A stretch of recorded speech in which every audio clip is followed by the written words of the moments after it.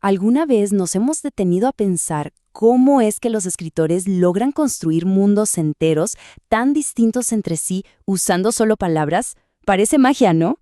Bueno, la verdad es que todo se basa en una especie de planos de construcción, y de eso vamos a hablar, de los géneros literarios, que son justamente esos planos fundamentales para crear poemas, novelas, obras de teatro y muchísimo más. Empecemos. Y al final del día, todo se reduce a esta pregunta, porque no se trata solo de qué se cuenta, sino de cómo se cuenta. ¿Qué es lo que hace que un poema se sienta tan, pero tan diferente a una novela?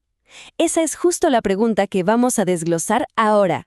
Bien, arranquemos con nuestro primer plano de construcción, la poesía. Aquí, el lenguaje no es tanto para describir el mundo, sino para sentirlo. Es, digamos, el lenguaje de la emoción en su estado más puro. Entonces, ¿qué es un poema, en esencia? Es una composición que se convierte en un canal para el mundo interior de quien escribe. Ojo, ese yo lírico no tiene por qué ser el autor. Es más bien la voz del poema, esa alma que nos habla directamente a través de los versos. Y al hacerlo, crea una conexión que es súper íntima, pero a la vez universal. A ver, aquí está el ADN de la poesía. Su objetivo no es contar una historia de principio a fin, sino capturar y destilar un momento, un sentimiento. Por eso, la subjetividad es la reina. Todo se trata de una verdad interna, no de un hecho externo. Cada palabra se escoge por su belleza, por cómo suena. Se usa el ritmo y la rima para expresar emociones que, muchas veces, son demasiado profundas para la prosa normal. Muy bien, pasemos ahora a un plano completamente diferente. Si la poesía es como un retrato íntimo, la novela es como un muro gigantesco lleno de mundos y personajes súper complejos. Lo que de verdad define a una novela es la escala. Al ser una narración larga en prosa, le da al autor un lienzo enorme para tejer no solo una historia, sino varias subtramas. Y, lo más importante, le da tiempo para que los personajes crezcan, cambien, evolucionen, tal como pasa en la vida real. Y esta comparación lo deja clarísimo. Pensemos que el cuento es como una fotografía, que captura un instante decisivo con una precisión increíble. En cambio, la novela es la película entera. Permite una profundidad y una complejidad que simplemente no caben en un formato más corto. Nuestro tercer plano nos saca de la página y nos mete de lleno en el escenario. Y es que las obras de teatro no están hechas solo para leerse. Están diseñadas para cobrar vida a través de la acción y el diálogo. Lo que hace único al teatro es la ausencia de un narrador.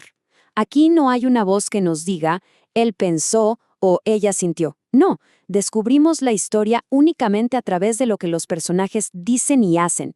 Ahí, delante de nosotros. Todo tiene que ser visible, activo, tiene que suceder. Y para organizar toda esa acción, la estructura es súper clara. Los actos son como los grandes capítulos de la historia. Y las escenas son los momentos más pequeños que la componen, que generalmente cambian cuando un personaje entra o sale del escenario. Pero, a ver, ¿cómo sabe un actor cómo decir su diálogo? Para eso están las acotaciones. Esas instrucciones que vemos entre paréntesis son la voz del autor guiando la actuación. Indican el tono, el movimiento, la emoción. No se leen en voz alta, claro, pero son vitales para la interpretación. Son como el guión detrás del guión. Y llegamos al último plano, uno donde la línea entre la persona que crea y lo que crea, pues, se borra por completo.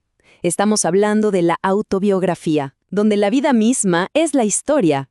Esto nos lleva a la característica que define a este género por completo. O sea, si la historia es la vida de una persona, ¿quién mejor para contarla? La respuesta es simple y a la vez muy poderosa. Es casi una fórmula matemática. La persona que escribe el libro, la que cuenta la historia y la que vive todo lo que se cuenta son la misma. No hay intermediarios, no hay filtros. Es la conexión más directa que puede haber con una experiencia. Es un pacto de veracidad con quien lee. Por lo general, estas historias siguen el flujo natural de una vida. Empiezan con el nacimiento, exploran esos eventos clave que formaron a la persona y todo se cuenta desde la perspectiva del presente, con esa mirada reflexiva sobre el pasado. Ok, ya vimos los 4 planos por separado. Ahora es el momento de juntarlos todos para tener el panorama completo y comparar sus características clave. Esta tabla lo resume todo a la perfección. El poema, foco en la emoción, usa el verso y tiene un yo lírico. La novela, se centra en la trama y los personajes a través de la prosa. La obra de teatro, todo es diálogo y acción, sin narrador. Y la autobiografía, la vida del autor, contada por esa misma persona. Cada plano tiene sus propias herramientas y su propio objetivo. Pero a pesar de todas estas diferencias, hay algo que los une a todos.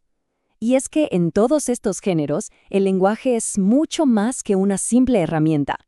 Como dice esta idea, la función poética del lenguaje, su belleza, su capacidad para evocar y crear, es la verdadera protagonista del show. Al final, estos géneros son mucho más que reglas, son posibilidades, son distintas herramientas para distintos trabajos. Ahora que conocemos el plano, que sabemos cómo funciona cada uno, la pregunta que nos queda es, para cada historia que quiere ser contada, ¿cuál será el plano ideal para construirla?